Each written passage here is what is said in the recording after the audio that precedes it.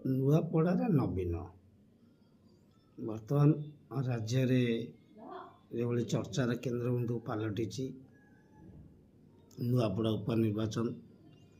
ନୂଆପଡ଼ା ଉପନିର୍ବାଚନରେ ଶାସକ ଦଳ ବିଜେପି, କଂଗ୍ରେସ ଓ ବିଜେଡ଼ି ତିନି ପ୍ରମୁଖ ଦଳ ମଧ୍ୟ ଲଢ଼େଇ କରୁଛନ୍ତି। କିନ୍ତୁ ବର୍ତ୍ତମାନ ଚର୍ଚ୍ଚାର କେନ୍ଦ୍ରବିନ୍ଦୁ ପାଲଟିଛି ନୂଆପଡ଼ାରେ ନବୀନ, ଥରେ ନୁହଁ ଦୁଇଥର ନବୀନ। ଏବଂ ଯେଉଁ ନବୀନ ବାବୁ ପୂର୍ବତନ ମୁଖ୍ୟମନ୍ତ୍ରୀ ତଥା ବର୍ତ୍ତମାନ ବିରୋଧୀ ଦଳ ନେତା,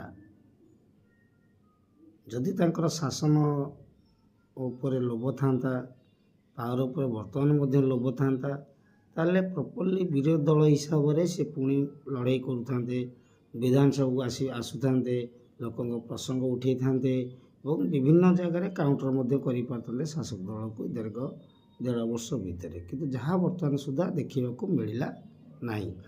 ଏବଂ ପଲ୍ଲୀକତରୁ ଦିଲ୍ଲୀ ପର୍ଯ୍ୟନ୍ତ ରାଜନୀତିରେ ରୁଚି ରଖୁଥିବା ସମସ୍ତ ବ୍ୟକ୍ତି ହୁଅନ୍ତୁ, ସମସ୍ତ ରାଜନୈତିକ ଦଳମାନ ହଉ, ସମସ୍ତେ ଜାଣିଛନ୍ତି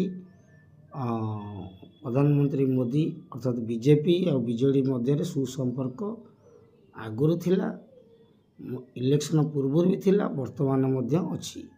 ସେଥିଲାଗି ବିଭିନ୍ନ ପ୍ରସଙ୍ଗରେ ବିଭିନ୍ନ ବିଲ୍ ଉପରେ ବିଜେଡ଼ି ନିଃସର୍ତ୍ତ ସମର୍ଥନ ଦେଉଛି। କେତେବେଳେ କହୁଛି ବିବେକ ଅନୁଯାୟୀ ଭୋଟ୍ ଦେଉଛୁ, କେତେବେଳେ କିଛି ବୁଝିବାର ନାହିଁ ମଧ୍ୟ ଭୋଟ୍ ଦେଉଛନ୍ତି। ଏବଂ ସବୁଠାରୁ ବଡ଼ କଥା ହେଲା 51ଟି ସିଟ୍ ପାଇଥିବା ବିଜେଡ଼ି ଏ ଦେଢ଼ ବର୍ଷ ଭିତରେ କେବେ ବିରୋଧୀ ଦଳର ଭୂମିକା ଲିଭେଇଲା ନାହିଁ।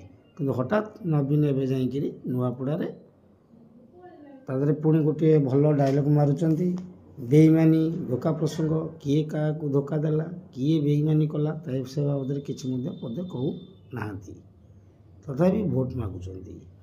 ଏ କଥାକୁ ଯେତେବେଳେ ଆମେ ବିଭିନ୍ନ ରାଜନୈତିକ ବିଶେଷଜ୍ଞଙ୍କ ମତାମତ ଲୋଡ଼ିଲୁ, ବଡ଼ ରୋଚକ କଥା ଆସୁଛି ଯେ ନୂଆପଡ଼ାକୁ ଯେଉଁ ନବୀନ ଗଲେ, ନବୀନ କାହାକୁ ସେଠି ଜିତିବାକୁ ଗଲେ?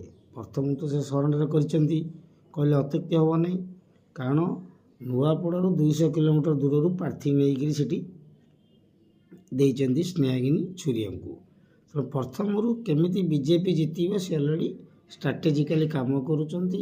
ପାଣ୍ଡିଆନ ମଧ୍ୟ ଏଥିରେ ସାମିଲ ଅଛନ୍ତି ବୋଲି ରାଜନୈତିକ ବିଶେଷଜ୍ଞ ମତ ଏବଂ ସାରା ଓଡ଼ିଶାବାସୀ ମଧ୍ୟ ସମାନ ମତ ଉପରେ ପ୍ରାୟତଃ ନିଶ୍ଚିତ ହେଇଯାଇଛନ୍ତି ଯେ ଯେହେତୁ ନୂଆପଡ଼ା ଗୋଟେ ଜିଲ୍ଲା, ଏତେ ବଡ଼ ଜିଲ୍ଲା ମଧ୍ୟରୁ କୌଣସି ଗୋଟେ ପ୍ରାର୍ଥୀ ମିଳିଲା ନାହିଁ, ସେଠାରୁ 200 କିଲୋମିଟର ଦୂରରୁ ପ୍ରାର୍ଥୀ ନେଇ ଦେଉଛନ୍ତି। ଯଦି ବି ସ୍ନେହାଗିନୀ ଛୁରିଆ ଜିତି ଯାଆନ୍ତି, ସେ ନୂଆପଡ଼ାର ଲୋକଙ୍କ ପାଇଁ କାମ କରିବେ